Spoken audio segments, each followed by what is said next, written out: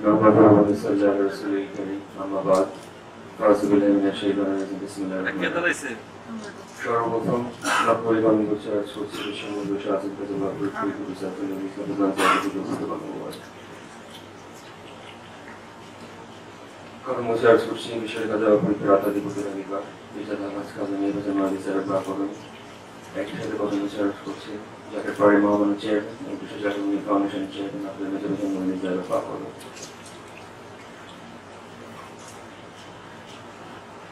আমার বক্তব্যের শুরুতে আজকে সম্মানিত অতিথি আমাদের guest of honour professor Rafiqul ইসলামকে আমি ধন্যবাদ জানাতে চাই। নর্থ ইউনিভার্সিটি আমার বিশ্ববিদ্যালয়ের ভাইস চ্যান্সেলর তিনি আজকে কষ্ট করে আমাদের এখানে they welcomed and graced our event. We're very much honored and thankful for his presence here today. I'd also like to thank special guest of this event, Mr. Benazir Ahmed, Chairman of North South University, for gracing our event here today. আজকের বক্তব্যে আমি একটা কথা আগে বলে দিতে চাই এবং আপনারা আমাকে ক্ষমা করে দিবেন। আপনাদের সামনে এতগুলো বছর, এতগুলো দিন, এতগুলো মাস আপনাদের সামনে বাংলায় আমি বক্তব্য রেখেছি। বক্তব্যের শুরুতে আমি যখন ইউসিএল আমি যখন পিএইচডি জন্য আমার ফাইনাল এক্সামিনেশন আমি দিতে যাই, তখন আমাকে জিজ্ঞেস করেছিল যে তোমার পরিবারে কয়জন সদস্য আছে। তো আমি বলেছিলাম 1 মিলিয়ন। আপনারা সারা বাংলাদেশে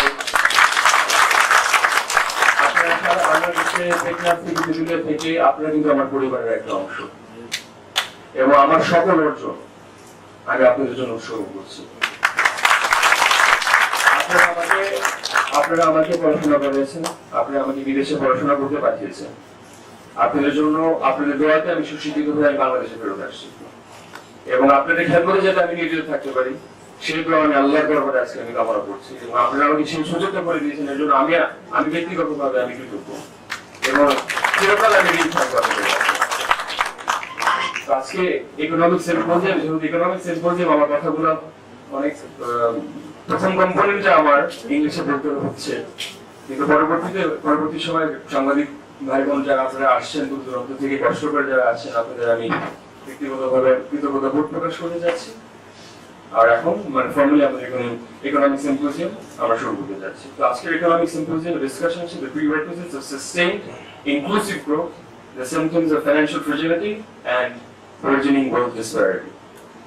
এবং ডিসকাশনের টপিক থেকে how much is too much. তো টোটাল সিম্পোজিয়ামটা আমি তিন ভাগে, আমার স্পিচটা আমি তিন ভাগে ভাগ করতে যাচ্ছি। তো প্রথমত আমার পিএইচডিতে যে মেইন ফাইন্যান্স গুলো আছে সেগুলো আপনাদের সামনে আমি প্রেজেন্ট করব।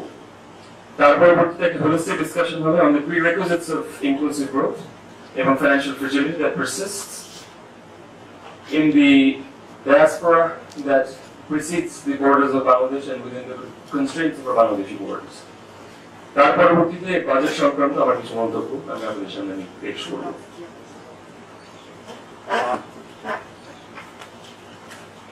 আমি আমার এখন PhD abstractটা আপনাদের সামনে আমি তুলে ধরতে চাইছি।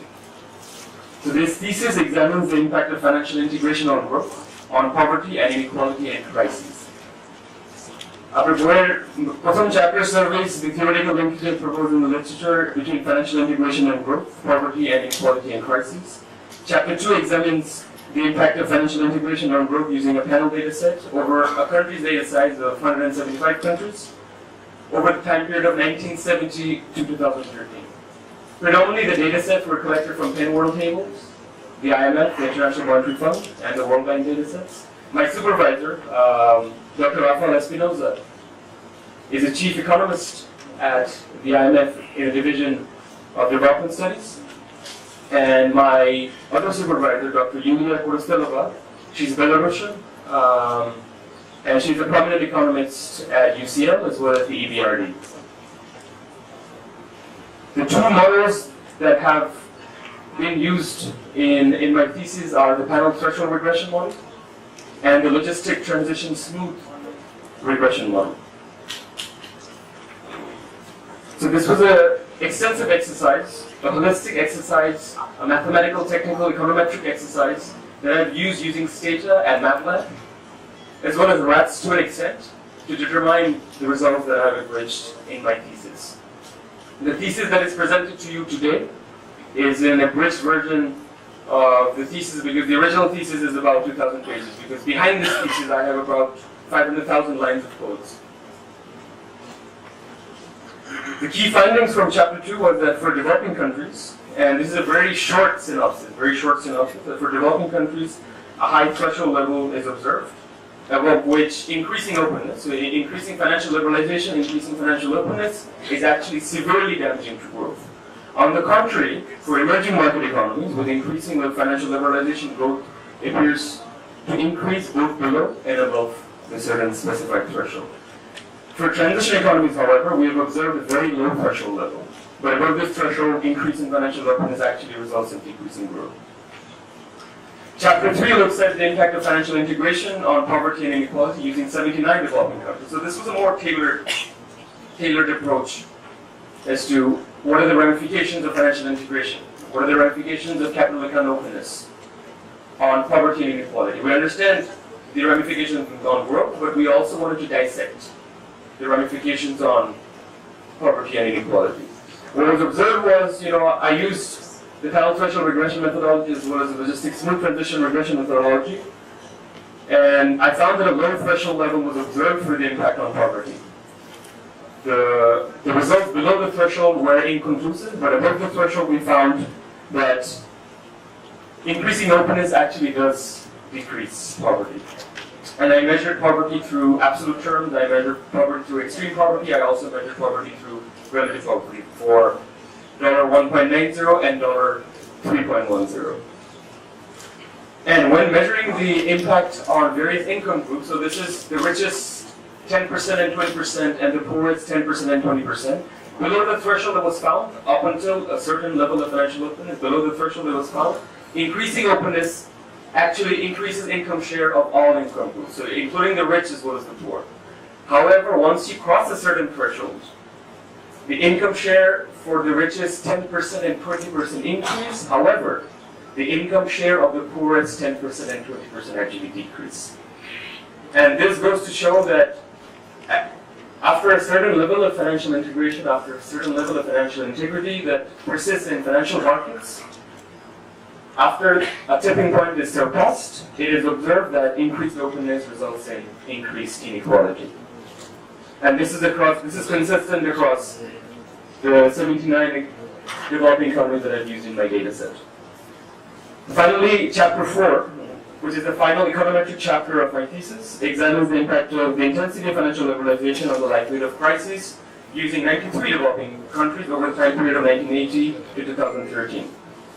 The model that I use for this particular paper is the multivariate probit regression model. It is observed that increasing the intensity of financial liberalization reduces the likelihood of a banking, currency, and twin crisis.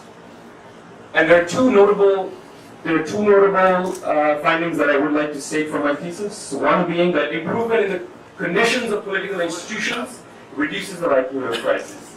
However, rising political polarization in the form of greater percentage of opposition seats in parliament, for instance, actually increases the likelihood or susceptibility or financial fragility of the economy. So that is a brief synopsis, a very, very brief synopsis of my thesis put together in less than 4 paragraphs. Even though the thesis is close to 120,000 words, I have tried to put it together in 300 words. So please forgive me that I have not been able to go into much greater detail. I will address the issues if you have any further questions after the symposium ends. I would like to make a few comments regarding the question of sustained inclusive growth, the symptoms of financial fragility, and the burgeoning wealth disparity that persists both nationally and beyond our national borders. তো প্রথমত আমি বলতে চাই যে আমাদের আজকে প্রকৃতি ভার 8.2%। এটা অবশ্যই কিন্তু আমাদের জাতি হিসেবে অবশ্যই প্রশংসনীয়। 2001 সাল থেকে 2006 সাল পর্যন্ত অনেকেই কিন্তু বলেছিল যে বাংলাদেশ কিন্তু ব্যর্থ রাষ্ট্রের দিকে এগিয়ে চলছে। অনেক বড় বড় ইকোনমিস্ট কিন্তু বলেছিল যে বাংলাদেশ আজকে যে আমাদের যে অর্থনৈতিক যে বিপ্লব যে ঘটেছে এটা কিন্তু অনেকেই কিন্তু বলতে পারে নাই যে 2006 সাল থেকে 2001 সাল থেকে 2006 সাল পর্যন্ত। তো জাতি হিসাবে আমরা মাননীয় প্রধানমন্ত্রী শেখ হাসিনার কাছে অবশ্যই আমরা ব্যক্তিগতভাবে আমরা কৃতজ্ঞ। ওনার সফল নেতৃত্বের মাধ্যমে বাংলাদেশ আজকে আমরা সারা বহির্বিশ্বে আমরা মাথা উঁচু করে আমরা কথা বলতে পারছি। এবং 8.2% আমরা যেটা বলছি, এবং আমাদের প্রসপেক্টিভ গ্রোথ যেটা ডাবল ডিজিট গ্রোথ মাননীয় প্রধানমন্ত্রী বলেছে 2023 সালে এগিয়ে যাবে। আমরা বিশ্বাস করি যে মানে 2041 সালে না হলেও 2045 সাল বা 2051 সালের মধ্যে বাংলাদেশ একটি উন্নত দেশ হিসাবে স্বীকৃতি পাবে বহির্বিশ্বে। কিন্তু আজকে যেহেতু সিম্পোজিয়াম, আপনারা মনে রাখবেন যে আমরা কিন্তু এখানে সরকার বিরোধী কোনো কথা বলতে আসি না। সিম্পোজিয়ামের আকার রেসপেক্ট করার জন্য আমরা মনে রাখতে হবে যে সমালোচনা এবং আলোচনা কিন্তু আমরা করতে চাচ্ছি কিন্তু জাতির উন্নতির জন্য। আমরা মাননীয় প্রধানমন্ত্রীর হাতকে আরো শক্তিশালী করতে চাই, আমরা দেশকে এগিয়ে নিতে চাই। সেই আঙ্গিকে আমি আপনাদের কাছে বলতে চাই যে আমাদের মাথা পিছু আয় কিন্তু বেড়েছে আজকে $1900। এবং তার পাশাপাশি আমার এটাও উল্লেখযোগ্য যে প্রবৃদ্ধির হার যতই বাড়ুক না কেন আমাদের মনে রাখতে হবে আজকে যেই সংকটটা আজকে বিরাজ করছে, যে আমাদের যে ইউথ আনএমপ্লয়মেন্ট যে একটা ক্রাইসিস আছে, যে শিক্ষিত বেকার, এদের জন্য আমরা কি করে কর্মসংস্থানের সুযোগ সুবিধা আমরা বলে দিতে পারবো। তো আমি ব্যক্তিগতভাবে মাননীয় প্রধানমন্ত্রীর কাছে রিকোয়েস্ট করেছি। আমার ব্যক্তিগতভাবে আপনারা জানেন, আপনারা সবাই জানেন মাননীয় প্রধানমন্ত্রী আমাকে অনেক স্নেহের চোখে দেখে, অনেক আদর করে। এবং মাননীয় প্রধানমন্ত্রীর কাছে আমি বলেছিলাম যে আমাদের বাংলাদেশে যদি আমরা অন্টারপ্রেনারিয়াল ট্র্যাকটি যদি আমরা না আগাই, আমরা যদি অন্টারপ্রেনারিয়াল সাপোর্ট যদি আমরা না দিতে পারি, ওই পরিবেশ যদি আমরা না তৈরি করে দিতে পারি, যুবকদের মধ্যে যে বেকারত্বের যে অভিশাপ যে বিরাজ করছে আজকে, সেটা কিন্তু আমরা কোনোদিন আমরা মোকাবেলা করতে পারবো না। এবং আজকে প্রশংসনীয় যে আজকে আমাদের বাজেটে ঘোষিত যে বাজেট 5,23,000 কোটি টাকা, এর মধ্যে 100 কোটি টাকা বরাদ্দ করা হয়েছে স্টার্টআপদের জন্য। এবং এটা অবশ্যই প্রশংসনীয়, কিন্তু এটাও উল্লেখযোগ্য যে 100 কোটি টাকা অবশ্যই এই 18 কোটি মানুষের বাংলাদেশের 10 কোটি যারা eligible above the age of 18 এবং 4-5 কোটি যারা যুব সমাজ যারা আছে, এটা কোনো আকারেই সেলফ সাফিসিয়েন্ট হতে পারে না। আমাদের যে প্রপোজিশন ছিল সেটা হচ্ছে সিড ফাইন্যান্সিং করবে, সরকারি বিনিয়োগ করবে সারা বাংলাদেশে 493টি উপজেলাতে 5,554টি ইউনিয়নে। একটা করে যদি আমরা শিল্পপতি বের করতে পারি 5টা ইনভেস্টমেন্টের মধ্যে, আমরা যদি 10,000 কোটি টাকা বা 15,000 কোটি টাকা যদি আমরা বরাদ্দ করতে পারতাম, এই সিড ফাইন্যান্সিং যেটা বীজ রোপণ যেটা করা হবে, একসময় যখন একসাথে এটা যখন গ্রো করতে থাকবে, তখন কিন্তু আমরা একটা ফুলের বাগান হিসেবে আমরা রূপান্তরিত করতে পারবো। এবং এন্টারপ্রেনারশিপ কিন্তু বাংলাদেশে এখন পর্যন্ত উৎসাহটা কিন্তু আমরা আমাদের তরুণ প্রজন্ম কিন্তু সেইভাবে আমরা দিচ্ছি না। আমরা প্রথমেই বলি আমাদের পড়াশোনা শেষ করার পর আমাদের চাকরি খোঁজার জন্য, কিন্তু কেউ কিন্তু ওই রিস্ক নিয়ে বলছে না যে আপনারা উদ্ভাবক হন, আপনারা উদ্যোক্তা হন। এবং আজকে আমাদের মানে প্রবীণ যারা আছে এবং আমাদের মানে সিনিয়র আমাদের আপা আম্মা যারা আছে, আমাদের খালু যারা আছে, চাচা চাচি আপনারা যারা আছেন, আপনাদের কাছে আমার ব্যক্তিগতভাবে একটা দাবি থাকে যে এন্টারপ্রেনারশিপ এবং উদ্যোক্তাদের আপনারা উৎসাহিত করবেন।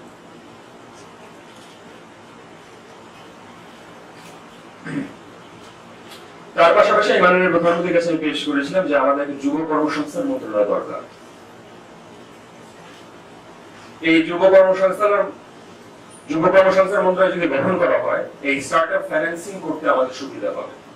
কারণ যুবকদের যদি আমরা কর্মসংস্থান না দিতে পারি, আমরা চাচ্ছি না যে বহির্বিশ্বে বাংলাদেশকে তারা যাতে কোনো সময় যাতে লেবেল করতে না পারে যে জবলেস গ্রুপ যাতে কোনো সময় না বলতে পারে, কর্মসংস্থান বিহীন প্রবৃদ্ধি যাতে কোনো সময় তারা না বলতে পারে, সেদিকে আমাদের খেয়াল রাখতে হবে। এবং একই সাথে আমি স্টার্টআপ নেশনের কথা আমি শেষ করার আগে আমি একটা কথা বলতে চাচ্ছি যে আমরা এখন 4th ইন্ডাস্ট্রিয়াল রেভলিউশনে আমরা এখন পা দিচ্ছি। আমাদের যে 4G থেকে 5G যে ট্রানজিশনটা হবে, সেটা কিন্তু ভার্চুয়াল রিয়ালিটি আমাদের সামনে চলে আসবে, আমাদের অগমেন্টেড রিয়ালিটি আমাদের চলে আসবে, সবকিছু কিন্তু রিয়েল টাইমে হবে। একাডেমিক ইনস্টিটিউশন, হেলথ কেয়ার, এই টোটাল ফ্যাসিলিটি কিন্তু আমরা দেখতে যাবে বিরাট করে একটা বিপ্লব কিন্তু ঘটবে। আমরা যদি যুগের সাথে যদি আমরা তাল মিলাতে চাই, ইমিটেশন গেম খেলে কিন্তু চলবে না। আমাদের উদ্ভাবক কিন্তু বাংলাদেশ থেকে কিন্তু আমাদের তৈরি করতে হবে। এবং মাননীয় প্রধানমন্ত্রী প্রেস কনফারেন্সে সুন্দর কথা বলেছে যে আমাদের যুদ্ধ কিন্তু আমাদের নিজেদের মধ্যে করলে চলবে না, যুদ্ধ কিন্তু ধ্বংসের জন্য করলে কিন্তু চলবে না, যুদ্ধ করতে হবে সৃষ্টির জন্য। এবং প্রতিযোগিতামূলক আমাদের উদ্ভাবকরা যদি প্রতিযোগিতামূলক ভাবে যদি চিন্তা ভাবনা ওই মেন্টালিটি নিয়ে যদি নামতে পারে, আমি বিশ্বাস করি যে বাংলাদেশ একটা সাকসেসফুল একটা থ্রাইভিং স্টার্টআপ নেশন হিসেবে রূপান্তরিত হতে পারে।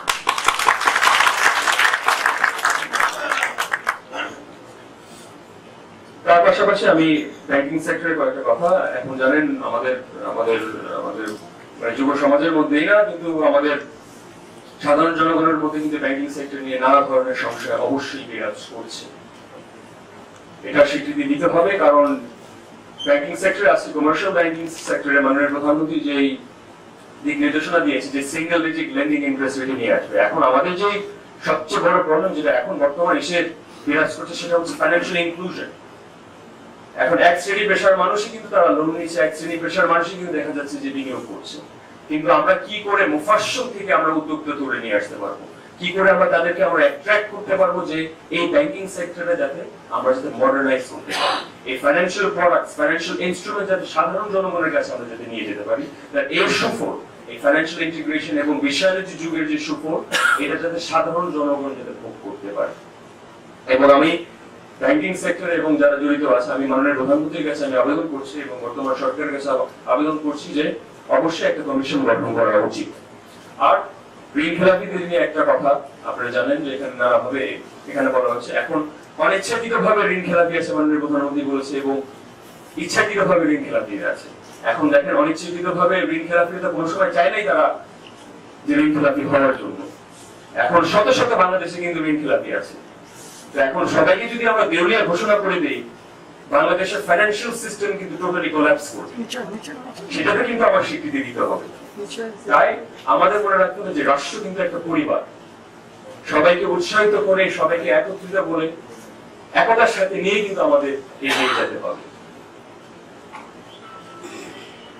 তার পাশাপাশি আমি একটা কথা উল্লেখ করতে চাই যে বাংলাদেশ সেন্ট্রাল ব্যাংকের ক্ষমতায়ন এবং সার্বভৌমত্ব আমাদের অবশ্যই সমর্থন করতে হবে। এটা মনে রাখতে হবে যে এটা কিন্তু গভর্নমেন্ট অফ বাংলাদেশ এবং সেন্ট্রাল ব্যাংক অফ বাংলাদেশ আলাদা কিন্তু প্রতিষ্ঠান, এবং প্রাতিষ্ঠানিক যদি আমরা সার্বভৌমত্ব যদি আমরা সংরক্ষণ করতে পারি, আমরা দেখা যাবে ইকোনমিক এবং মনিটারি পলিসি এবং ফিসক্যাল পলিসি যে আউটপুট এবং রেমিফিকেশন সেটা আমরা একদম তৃণমূল পর্যায়ে হয়তো নেক্সট 5 বছর পরে 10 বছর পরে এই সুফল আমরা দেখতে পাবো।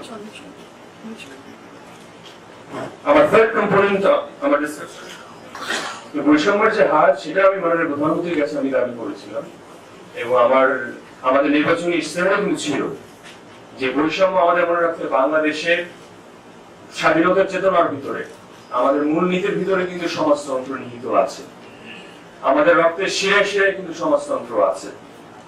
তো আমাদের মনে রাখতে হবে যখনই আমরা একটা সেন্টার রাইট একটা ক্যাপিটালিস্টিক মডেল আমরা অ্যাডপ্ট করছি, আমরা যদি মধ্যবিত্ত এবং নিম্ন মধ্যবিত্তকে যদি আমরা ওভারলোড করে যাই, একটা সামাজিক সংকট কিন্তু অর্থনৈতিক সংকটে এবং একটা রাজনৈতিক সংকটে কিন্তু রূপান্তরিত হতে পারে।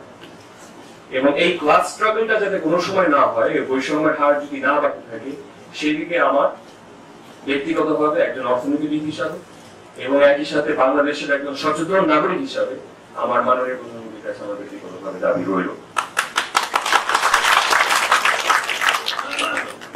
তার পাশাপাশি আমাদের যদি উন্নত দেশ হিসাবে যদি আমরা রূপান্তরিত হতে চাই এবং মধ্যমানের দেশে যদি আমরা স্বীকৃতি পেতে চাই, সেদিকে আমাদের মনে রাখতে হবে যে শিল্পের বহুমুখীকরণ এবং একই সাথে রপ্তানির বহুমুখীকরণ কিন্তু এখন সময়ের দাবি।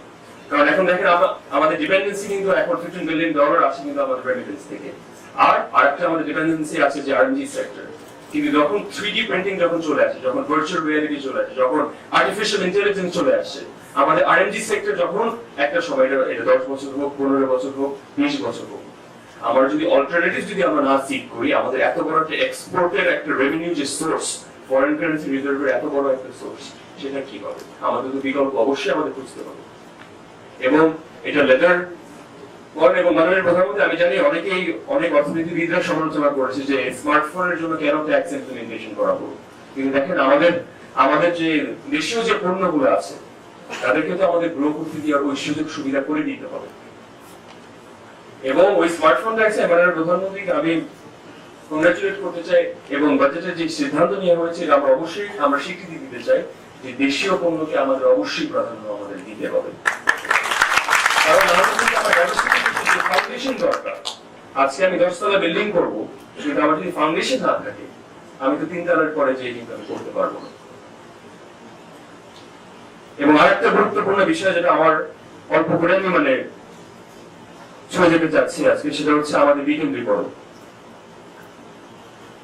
আমার ব্যক্তির দৃষ্টিতে আমাদের মনে রাখতে হবে যে সারা বাংলাদেশে 493টি উপজেলা আছে, 64টি জেলা আছে, 5554টি ইউনিয়ন আছে। তো আমরা বলছি না যে উপজেলা পর্যায়ে আমরা এখানে মেগা সিটি রূপান্তরিত করতে, কিন্তু প্রত্যেকটা জেলাতে যদি আমরা মহানগর হিসাবে রূপান্তরিত না করতে পারি, এই ডিসেন্ট্রালাইজেশন প্রসেস কিন্তু কোনো সময় সাকসেসফুল হবে না। আপনারা জানেন যে আমার জন্ম কিন্তু ঢাকায় হয় নাই, আমার জন্ম কিন্তু যুক্তরাজ্যে হয় নাই, আমার জন্ম হয়েছে সদরপুর উপজেলা একটা গ্রামে। আমি কিন্তু মুফাসসল থেকে উঠে এসেছি। আমার বন্ধু বান্ধব ছিল মুফাসসলে, ওখানে যারা ছেলে মেয়েরা যারা ছিল। আমি ফরিদপুর জেলায় 700টি গ্রামে আমি নিজ পায়ে হেঁটে গিয়েছি। আমি সারা বাংলাদেশে 700টা ইউনিয়নে গিয়েছি, 100টা উপজেলাতে গিয়েছি, 25টা জেলাতে আমি নিজ পায়ে আমি হেঁটে গিয়েছি। তো ওই ব্যক্তিগত অভিজ্ঞতা থেকে আমি একটা কথা আমি বলতে পারি যে সাধারণ জনগণের কাছে আমাদের কিন্তু এই মেসেজগুলো এবং এই সুফলটা আমরা যাতে পৌঁছে দিতে পারি, সেই দিকে আমাদের খেয়াল রাখতে হবে।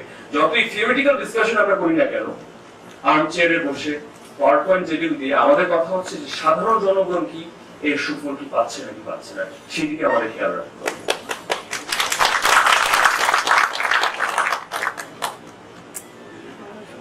আর কাঠামোগত যে সংস্কার, এটা অবশ্যই আমাদের দরকার, এবং এটা মনে রাখবেন যে এটা কিন্তু অবশ্যই চলমান থাকে। এবং যে বাজেট আজকে যে ডিক্লেয়ার যে বাজেট হয়েছে, এটা অবশ্যই মনে রাখতে হবে যে অনেক বড় একটা চ্যালেঞ্জিং কিন্তু একটা বাজেট। 5,23,000 কোটি টাকা, যেটা এক সময় ছিল আমাদের 700 কোটি টাকা 1972 সালে, এবং আমাদের 15 বছর আগে দেখা যাচ্ছিল যে 64,000 কোটি টাকার সাইজের বাজেট ছিল। কিন্তু সরকার কিন্তু সংগ্রহণ করতে হবে এটা।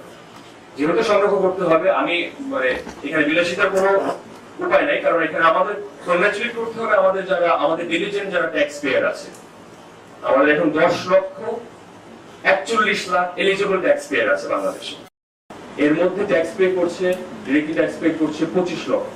এটা একসময় বাড়লে তো অবশ্যই সর্ববৃহৎ, প্রত্যেক বছর সর্বকালের সর্ববৃহৎ বাজেট হবে। কিন্তু আমাদের মনে রাখবে যে রাজস্বের যে নীতি আছে, তার পাশাপাশি কিন্তু আমাদের ইমপ্লিমেন্টেশন, বাস্তবায়ন, বাজেট আঁকা এবং বাজেটের বাস্তবায়নের মধ্যে কিন্তু একটা বিরাট বড় একটা পার্থক্য আছে। এবং ইমপ্লিমেন্টেশন দেখেন, আমাদের 93% কিন্তু ছিল আমাদের বর্তমান সরকারের দ্বিতীয় মেয়াদের ফার্স্ট টার্মে, যখন আমাদের সাবেক ফাইন্যান্স মিনিস্টার যখন ফার্স্ট টার্মে কিন্তু ছিল 93%। কিন্তু ইলেকশনের আমাদের ফাইনাল ইয়ারে কিন্তু আমরা দেখতে পেয়েছি এই ইমপ্লিমেন্টেশন কিন্তু নেমে গিয়েছে 78%। তো ইমপ্লিমেন্ট বাজেট যাতে বাস্তবায়ন হয়, সেদিকে কিন্তু আমাদের অবশ্যই খেয়াল রাখতে হবে।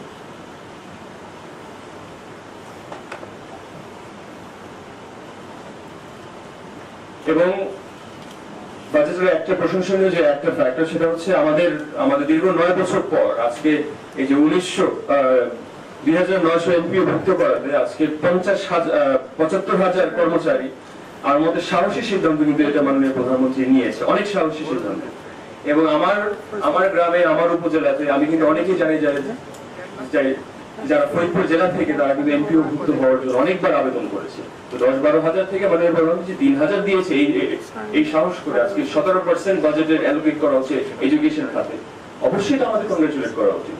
এবং ক্রিটিসিজম আপনারা মনে রাখবেন, ক্রিটিসিজম কিন্তু সবসময় ডিস্ট্রাকটিভ ক্রিটিসিজম মেন্টালিটি হলে কিন্তু ওটা কিন্তু সমস্যা, সবসময় কিন্তু ধ্বংসের দিকে কিন্তু আমরা সবসময় এগিয়ে যাবো।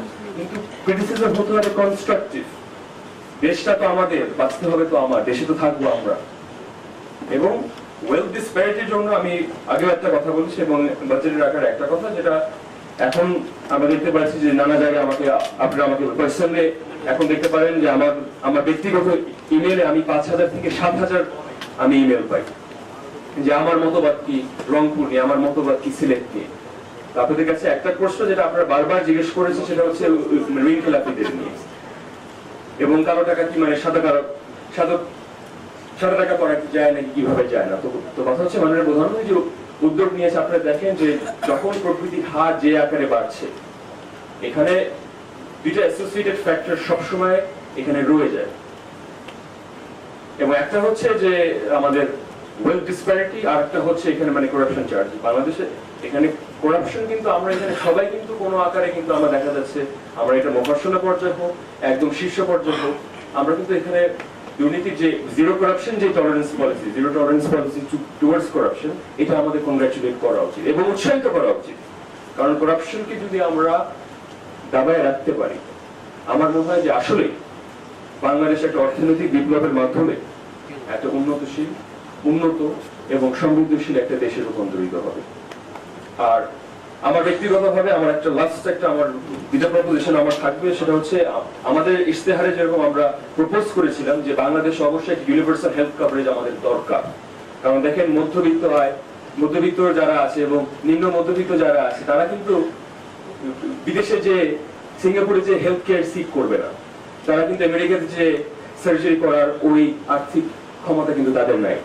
আমাদের উপজেলা পর্যায়ে, আমাদের জেলা পর্যায়ে, আমাদের ইউনিয়ন পর্যায়ে কিন্তু ক্লিনিক এবং হসপিটাল নির্মাণ করে দিতে হবে। এবং আমি প্রপোজিশন দিয়েছিলাম এবং আমি হেলথ কেয়ার স্টাডি করেছি। ফ্রান্সের হেলথ কেয়ার সিস্টেম বলে, ইউনাইটেড স্টেটসের হেলথ কেয়ার সিস্টেম বলে, ইউনাইটেড কিংডমের health care system, Bangladesh national health care system আমাদের অবশ্যই একটা সময় আমরা যাতে বাস্তবায়ন করতে পারি, সেদিকে আমাদের হেলথ মিনিস্ট্রির কাছে আমাদের ব্যক্তিগত আমাদের আবেদন থাকবে। কমিশন গঠনের মাধ্যমে যদি আমরা বিএনএইচএস যদি আমরা গঠন করতে পারি, নিশ্চয়ই আমরা হেলথ কেয়ার প্রফেশনটা ইউনিভার্সাল হেলথ কেয়ার কভারেজ যেটা বাংলাদেশের একটা গর্ব হিসাবে আমরা রূপান্তরিত করতে পারবো, ইনশাআল্লাহ সেদিকে আমরা সফল হতে পারবো। আর লাস্ট আমার বক্তব্য শেষ করার আগে, আমরা যে ব্যক্তিগতভাবে আপনাদের কাছে আমি আগেও বলেছি এবং এখনো বলছি, আমরা 8টা বিভাগে 64 জেলাতে আমাদের মনে রাখতে হবে যে আজকে যে অর্থনৈতিক সুফল আমরা যেটা পাচ্ছি, সেটা মনে রাখতে হবে যে আজকে দেশের রাজনৈতিক পরিস্থিতি এবং সামাজিক স্থিতিশীলতার জন্য কিন্তু এই অর্থনৈতিক সুফল আমরা পাচ্ছি। আজকে 2001 সাল থেকে যারা 2006-7 পর্যন্ত বলেছিল যে বাংলাদেশ একটা ব্যর্থ রাষ্ট্র হবে, যে সবসময় আমরা নির্ভরশীল থাকবো বৈদেশিক ফান্ডের জন্য, আজকে তারা কোথায়? তো আমাদের মনে রাখতে হবে যে স্থিতিশীলতা বজায় রাখার জন্য কিন্তু জাতীয় পার্টির চেয়ারম্যান কিন্তু একটা ঐতিহাসিক একটা ভূমিকা রেখেছিল। এবং মাননীয় প্রধানমন্ত্রী জনপ্রশাসনের জন্য যে পরিমাণ ফান্ড বরাদ্দ করা হয়েছে, এটা আমরাও কংগ্রাচুলেট করি। কারণ স্থিতিশীলতা না থাকলে কিন্তু এই অর্থনৈতিক সুফলের কিন্তু কোনো লাভ হবে না। আমরা কিন্তু এক পায়ে যদি না দাঁড়াতে পারি, আমরা কিন্তু দ্বিতীয় পা কিন্তু আমরা কোনো সময় চাইতে পারবো না।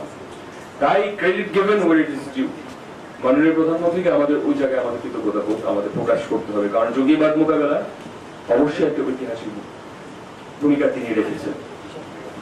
তাই আমরা যে উদ্যোগ নিয়েছি সেটা হচ্ছে 8টা বিভাগে এবং 64 জেলাতে আমরা সারা বাংলাদেশে আমরা ডি-রেডিক্যালাইজেশন ক্যাম্প আমরা নির্মাণ করব, যাতে ইসলামের নামে যে পারভার্সন যেটা হয়, ইসলামের নামে যে জঙ্গিবাদ সন্ত্রাসী যেখানে তারা ম্যানুফ্যাকচারিং খাত তারা বলেছিল যে রেডিক্যালাইজেশনের ক্যাম্প, সেটাকে আমরা কাউন্টার করার জন্য আমরা সারা বাংলাদেশ ডি-রেডিক্যালাইজেশন ক্যাম্প আমরা নির্মাণ করব।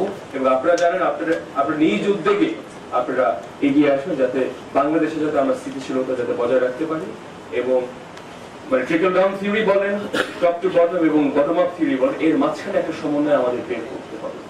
কারণ আমার বক্তব্য শেষে আমি একটা কথা বলতে চাই যে বাজেটের সুফল যদি